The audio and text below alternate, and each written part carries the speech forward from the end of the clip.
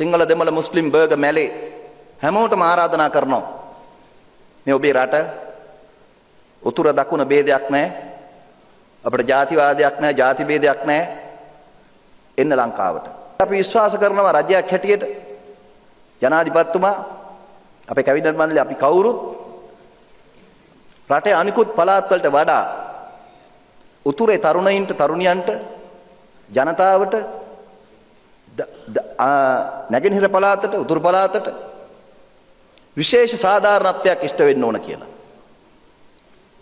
ඒක යුක්තිය ඉෂ්ට වීම පිළිබඳව සාධාරණත්වයේ ඉෂ්ට වීම පිළිබඳව කොටසක්.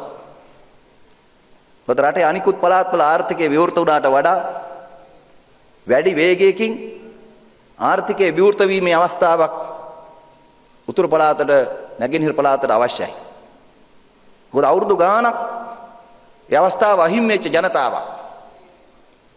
අපි අපේ ඇස් දෙකෙන් පහුගිය කාලේ දැක්ක වින්දා රැකියාවක් නැතුව තමන්ගේ පවුලේ ස්වාමි පුරුෂයා නැතුව තමන්ගේ දරුවන්ව නඩත්තු කරන්න බැරි දහස් ගාණක් බැඳපු කාන්තාවන් මේ තරම් සංවිධානාත්මකව මේ ආයෝජන සමුළුව පවත්වන අද දවසේම යුද්ධයෙන් පස්සේ නැවත වතාවක් අපි පරන්තන් කෙමිකල් සෝන් එක අද මුල්ගල් තියනවා වැඩ ආරම්භ කරන්න. අපි උතුරු පළාතේ කර්මාන්ත ගණනාවක් ආරම්භ කරන්න සැලසුම් කළා තියෙනවා.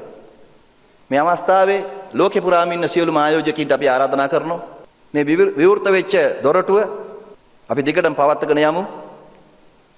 අපි මේ අවුරුද්දේ එක්ස්පෝ 2026 පවත්වනවා. අවුරුදු 14කට පස්සේ ලෝකේ පුරාම ඉන්න ආයෝජකයින්ට ආරාධනා කරන අතරේ අපි ශ්‍රී ලාංකික ඩයස්පෝරාවටත් ආරාධනා කරනවා එන්න ලංකාවට.